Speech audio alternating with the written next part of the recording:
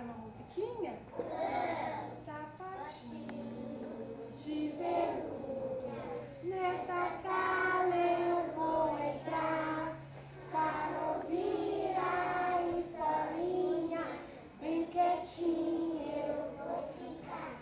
Zique-zique-zá, a boquinha vai fechar. Fechou. Era uma vez, em uma floresta, morava uma mocinha chamada Chapeuzinho Vermelho com a sua mãe. Um dia, sua mãe a chamou.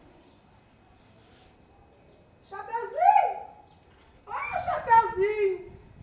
Vá à casa de sua avó levar a cestinha de doces para ela. E olha, preste atenção. Não fale com o estranho e vá pelo bosque que é mais perto. Chapeuzinho disse: tudo bem, mamãe. Pode deixar. Chapeuzinho muito distraída. No caminho, ela foi olhando as flores, foi colhendo umas frutas e foi cantando uma musiquinha. Pela estrada fora eu vou pensadinha, levar esses doces para a vovozinha. Ela mora longe, o caminho é deserto, e um lobo mal passou aqui por perto. Mas a tardinha, no sol poente, junto à vovozinha dormirei contente. Ela ia andando distraída, quando de repente ela encontrou uma estranha figura. Bom dia, linda menina! Onde é que você vai? Eu vou para a casa da minha avó, vou levar esses doces para ela. Eu vou pelo bosque, porque é mais perto, não posso ir pela floresta. Opa! Peraí! Não devo falar com estranho, não é mesmo? Quem é você?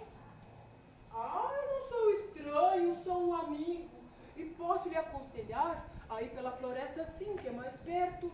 Aproveite e colhe umas flores para sua avó. O que você acha?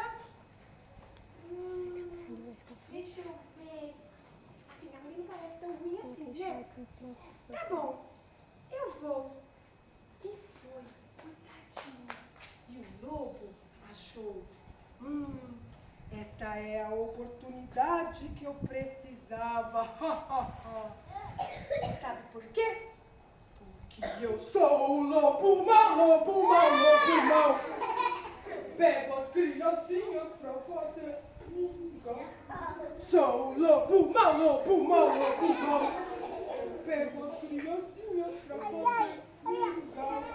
Hoje estou contente, vai haver festança. Tenho bons petiscos, pode cheirar minha pança.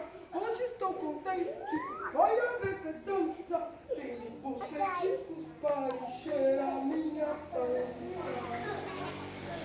Logo, tratou de ir correndo pra casa da vovó. Chegou primeiro que a Chapeuzinho.